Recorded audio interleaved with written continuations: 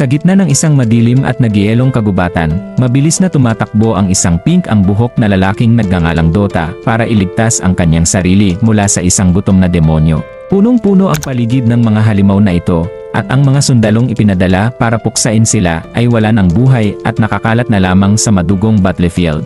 Habang pasa ng isang malaking kahon, pilit na binibilisan ni Dota ang kanyang takbo, ngunit sa kasamaang palad ay nahabol siya ng isa sa mga nilalang at malakas na naitulak sa lupa. Wala na siyang lakas kaya gumapang na lamang siya patungo sa isang maliit na butas, habang sumisigaw at nagmamakaawa sa kanyang kasamahang si Silo na patayin na ang dambuhala. Eksakto bago pa man siya malamon ng demonyo, biglang bumaba mula sa itaas si Silo at mabilis na pinaslang ang kalaban gamit ang kanyang kutsilyo.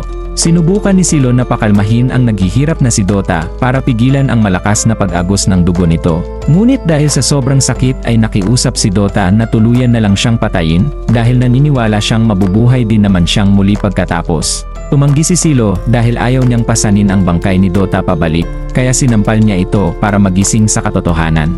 Ipinaliwanag ni Silo na ang resurrection ay hindi isang madaling milagro, kundi isang malupit na proseso kung saan pilit na hinahugot ang kanilang mga kaluluwa mula sa impyerno para ibalik sa kanilang mga katawan.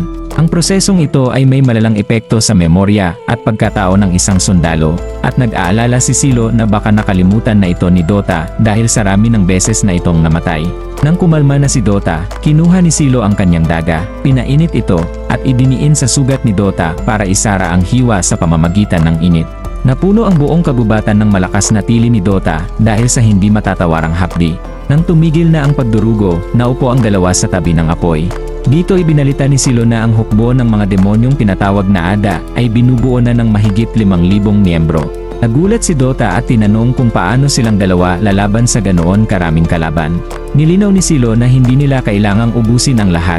Ang misyon nila ay suportahan ang mga Holy Knights hanggang sa makalikas ang mga ito bago lamunin ng salot ang kabubatan, at pagkatapos ay aalis na rin sila. Binalaan din ni Silo ang takot na si Dota na huwag magtangkang tumakas dahil ang mga marka sa kanilang leeg ay nakatakdang pumatay sa kanila ng permanente kapag sumuway sila sa utos. Habang naghahandang umalis, napansin ni Silo ang isang mahiwagang kabaong sa malapit at agad niyang nalaman na kinuha ito ni Dota dahil sa hilig nitong magnakaw ng kung ano-anong gamit.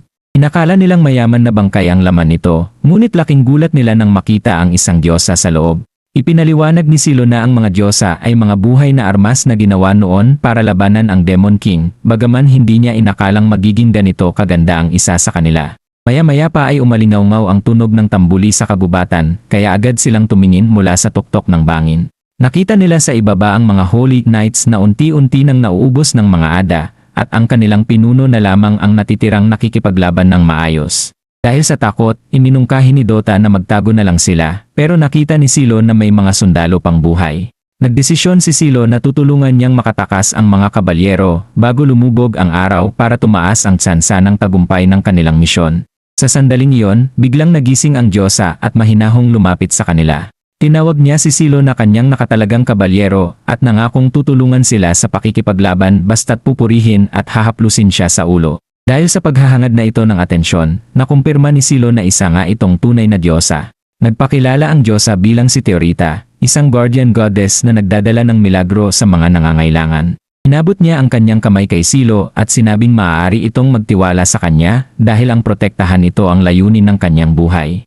Sa halip na matuwa, nainis at nagalit si Silo dahil ayaw niya sa mga diyosa at mas lalong ayaw niyang umaasa sa ibang tao. Inutusan ni Silo si Dota na bantayan ng babae bago siya biglang tumalon mula sa bangin para iligtas ang mga kabalyero sa ibaba, dala ang paniniwalang mas mabuting magtrabaho ng mag-isa. Gamit ang kanyang matalas na paningin at binoculars, binigyan ni Dota si Silo ng mga direksyon kung nasaan ang pinakamaraming kalaban. Habang pababa si Silo, laking gulat niya nang biglang lumitaw si Teorita sa kanyang tabi habang nasa ere. Galit na tinanong ni Silo kung anong ginagawa nito doon, at sumagot si Teorita na tungkulin niyang manatili sa tabi ng kanyang kabalyero para matiyak ang panalo.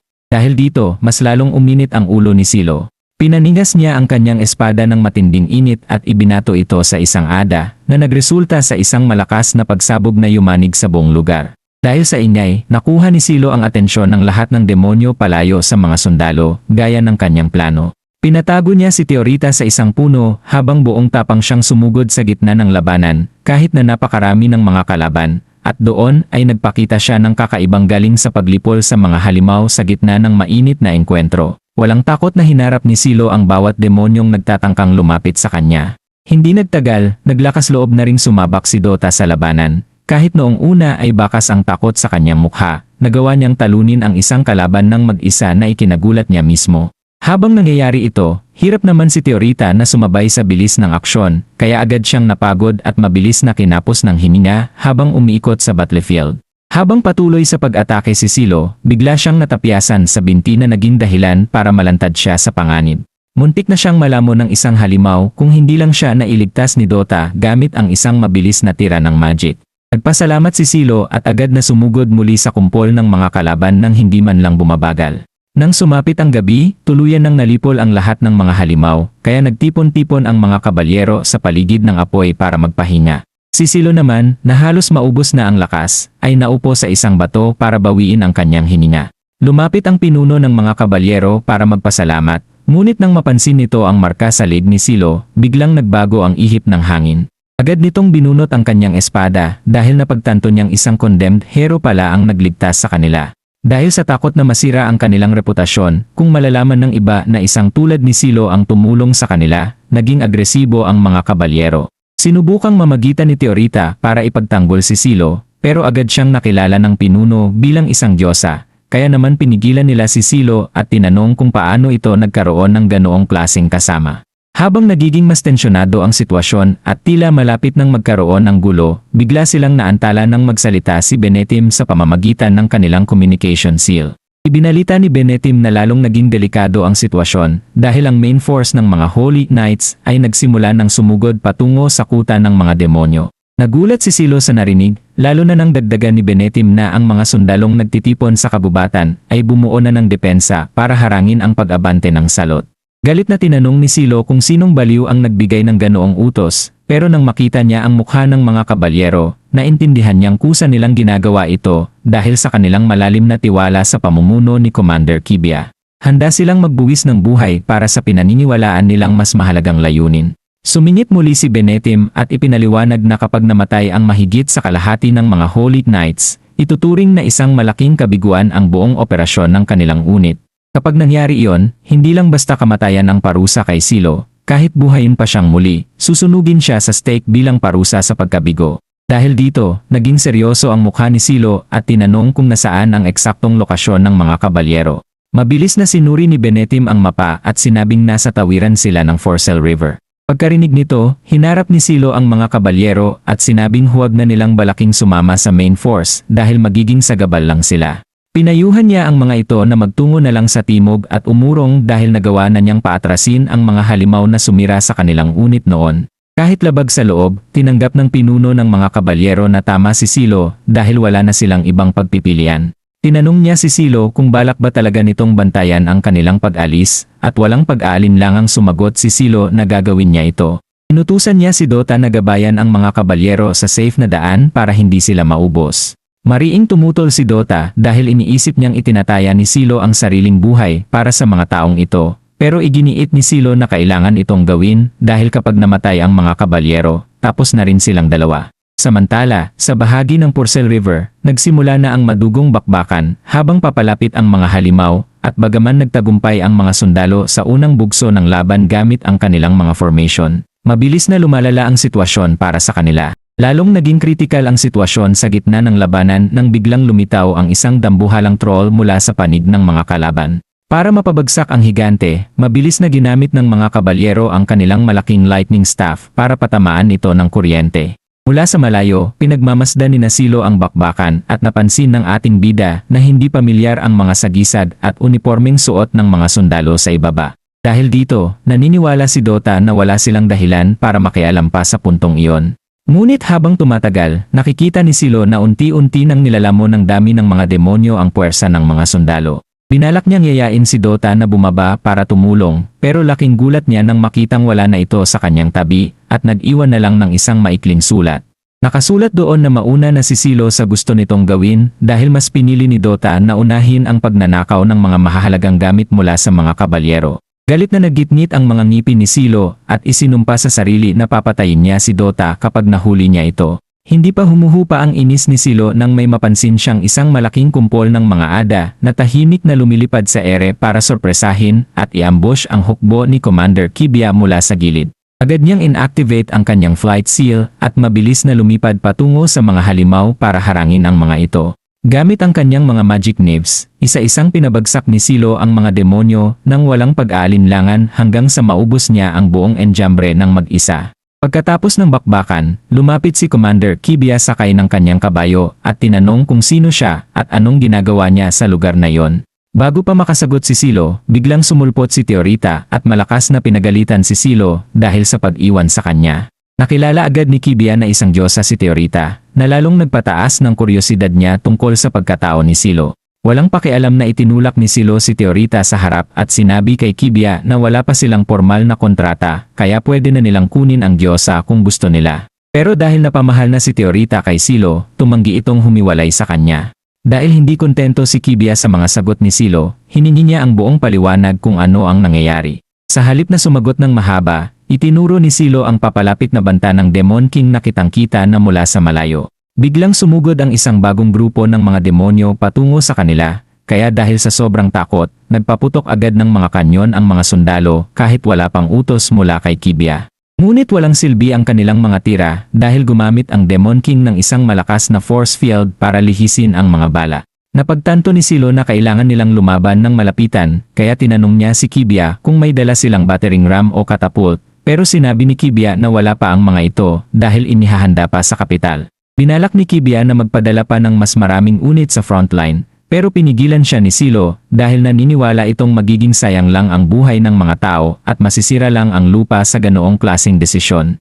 Habang unti-unting lumalapit ang mga demonyo, binalaan ni Silo si Kibiya na kailangan na nilang mag-utos ng agarang pag-atras o retreat.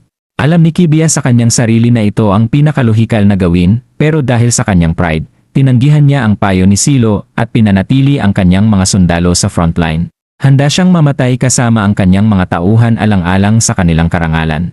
Ipinaliwanag ni Silo na ang misyon niya ay suportahan ang kanilang paglikas dahil kapag namatay silang lahat, ituturing itong failed mission sa panig ni Silo at malubha ang magiging parusa sa kanya.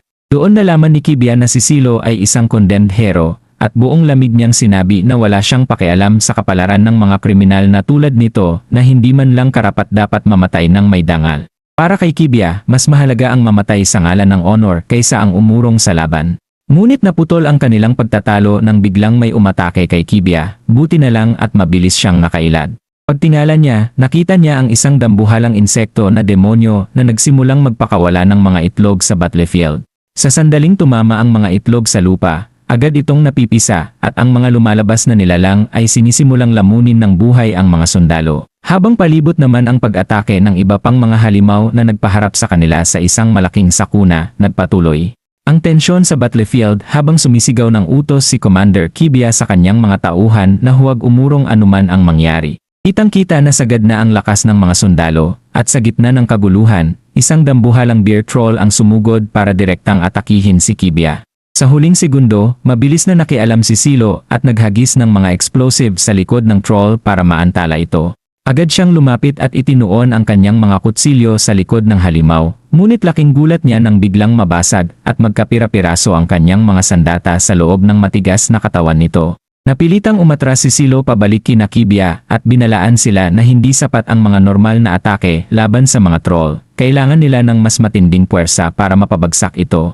Habang nangyayari ito, sinimulan ng isabotahe ng mga insect demon ang mga lightning cannon ng mga sundalo. Isa sa mga kanyon ang natumba at nagpaputok ng walang kontrol, na nagresulta sa isang napakalakas na pagsabog na nagpatalsik kay Silo at nagdulot ng kanyang panandaliang pagkawalang malay. Nang magising siya, nakita niya si Teorita sa hindi kalayuan na sugatan at nagmamakaawa. Nakiusap ang diyosa na gamitin na ni Silo ang kanyang kapangyarihan dahil kung hindi, lahat sila ay mamamatay ng kalunos-lunos sa kamay ng mga halimaw. Nag-atubili si Silo dahil sumumpa siya noon na hinding-hindi na muling gagawa ng kontrata sa isang diyosa pagkatapos ng nangyari sa kanyang nakaraan. Subalit, nang marinig niya ang hiyaw ng mga sundalong nilalamon at dinudurog ng mga kalaban, unti-unting gumuho ang kanyang paninindigan. Sa huli, dahil wala nang ibang paraan para pigilan ang sakuna, lumapit si Silo kay Teorita at sinugatan ang sariling kamay para mag-alay ng dugo. Ininom ni Teorita ang dugo ni Silo at doon formal na nabuo ang kanilang kontrata. Sa sandaling matapos ang pact, kusa ring naghilom ang sugat sa kamay ni Silo at nagkaroon na si Teorita ng kakayahang ilabas ang kanyang sagad na lakas. Bilang Goddess of the Sword, itinaas niya ang kanyang magic at nagpatawag ng napakaraming espada mula sa langit. Parang ulan na bumagsak ang mga sandata ng may perpektong presisyon, tanging mga halimaw lang ang tinatamaan nito habang ligtas na ligtas ang bawat sundalo sa paligid. Ang mga kalaban na dati ay tila hindi matalo-talo ay agad na naglaho sa isang iglap dahil sa bagsik ni Teorita. Namangha si Silo sa nakitang kapangyarihan dahil higit pa ito sa kanyang inaasahan. Punong-puno ng pride at tuwa si Teorita sa kanyang nagawa, kaya hinarap niya si Silo at nakiusap na purihin siya at haplusin ang kanyang ulo. Pero hindi siya pinansin ni Silo at dumaan lang ito sa tabi niya, sa bayabing marami pa silang dapat gawin. Agad na pinuntirya ni Silo ang mga natitirang ada gamit ang mga espadang patuloy na ibinibigay sa kanya ni Teorita hanggang sa malinis ang buong wave ng mga lumilipad na demonyo. Pagkatapos nito, hinarap ni Silo ang sugatang si Kibia at inutusan itong tipunin ang mga sundalong kayapang lumaban para ubusin ang mga natitirang kalaban. Sinubukan pa siyang baratin ni Kibia dahil wala naman siyang otoridad na mag-utos, pero pinatigil siya ni Silo at sinabing kailangan ito para mabuhay silang lahat. Ibinigay niya ang espada kay Kibia at sinabing handa siyang tanggapin ang anumang parusa o pagkilala pagkatapos ng lahat, pero sa ngayon, ang pagtalo sa Demon King ang tanging prioridad. Binuhat ni Silo si Teorita at mabilis na sumugod patungo sa kinaroroonan ng Demon King. Habang nasa daan, may isa pang grupo ng mga ada ang humarang sa kanila. Nagboluntaryo si Teorita na siya na ang bahala sa mga ito, pero tumanggi si Silo. Ayaw niyang sayangin ang lakas ng Diyosa sa mga mahihinang halimaw dahil kailangan nila ang buong enerhiya nito para sa tunay na laban na paparating. Gamit ang isang kamay habang pasan si Teorita, mabilis na nilinis ni Silo ang daan hanggang sa wakas ay makaharap na nila ng personal ang Demon King.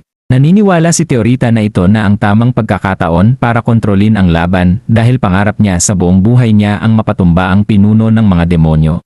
Pinatigil ni Silo ang nagmamadaling si Teorita dahil ayon sa kanya ay hindi pa ito ang tamang oras. Lumapit siya at kinuha ang atensyon ng Demon King sa pamamagitan ng pagbato ng kutsilyo sa binti nito na nagresulta sa isang malakas na unggol ng sakit mula sa higante. Noon lang nagbigay ng hudyat si Silo kay Teorita na linisin ang dadaanan. Muling itinaas ng Diyosa ang kanyang kapangyarihan at nagpaulan ng mga espada mula sa langit na nagpala sa mga ada na nakaharang sa kanilang landas. Dahil wala na silang hadlang, mabilis na lumipad pa itaas si Silo para harapin ng direkta ang Demon King. Hindi na niya kailangang mag-utos dahil naintindihan na ni Teorita ang kanyang plano. Agad itong nagpatawag ng isang napakalaking mystic sword na puno ng divine power. Kinuha ito ni Silo at buong lakas na ibinato sa Demon King na nagdulot ng isang bayolenteng pagsabog na yumanig sa buong paligid. Bumagsak si Silo sa lupa habang pasan pa rin si Teorita at sa unang tingin ay tila natalo na ang kalaban. Ngunit hindi nagtagal ang kanilang katuwaan dahil biglang nag-regenerate ang katawan ng Demon King at nagpakawala ng isang mabilis na counter-attack. Nawala ng malay si Silo at pagdilat ng kanyang mga mata, nakita niya ang nag-aalalang si Teorita na sinusubukang gisingin siya. Ginamit ni Silo ang sariling katawan para protektahan ang Diyosa sa huling sandali kaya ganoon na lamang ang kaba nito. Habang dahan-dahang iginagalaw ni Silo ang kanyang ulo, laking gulat niya nang makita si Dota na nakatayo sa tabi nila na tila walang nangyari. Lumabas na habang abala sila sa pakikipaglaban, naglibot pala si Dota para magnakaw at nakakuha siya ng isang scorched earth seal. Dahil pamilyar si Silo sa delikadong reaktor na ito, alam niyang ito na ang huling barahan nila. Mabilis siyang tumalon sa ere at ibinato ang selyo sa katawan ng Demon King bago mabilis na kinuha sina Dota at Teorita para lumayo. Isang dambuhalang pagsabog ang naganap na tuluyang nagpira-piraso sa Demon King. Dahil wala na ang kanilang pinuno, nagpanik at mabilis na nagkanya-kanya ng takas ang mga natitirang ada. Pinanood ni Silo mula sa itaas ang mga nagbubuning kabalyero sa ibaba habang natatanto ng lahat na tapos na ang bangungot.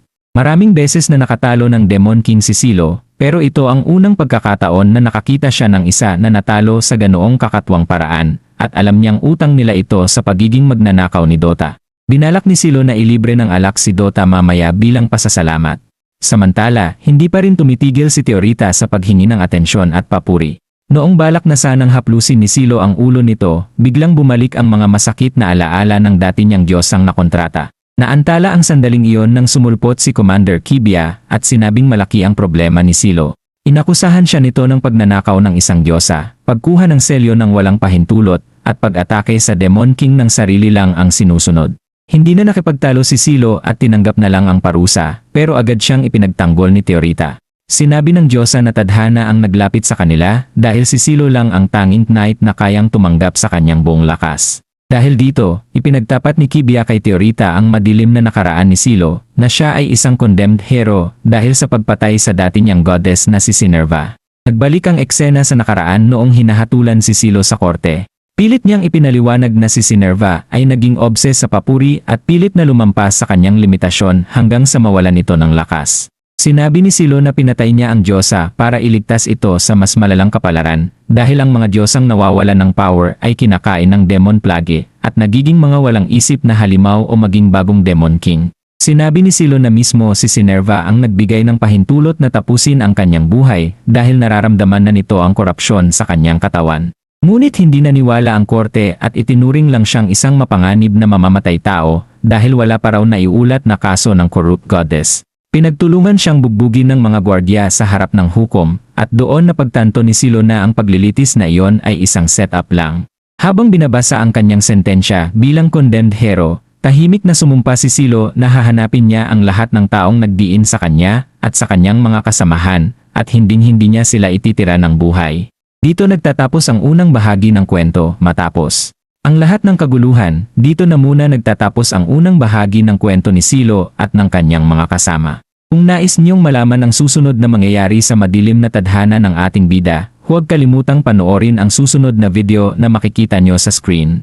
Siguraduhin ding mag-subscribe at i-activate ang bell icon para lagi kayong updated at hindi nyo mapalagpas ang pagdating ng susunod na kabanata at mag-comment taga saan kayo para ma-shoutout kayo sa next vid.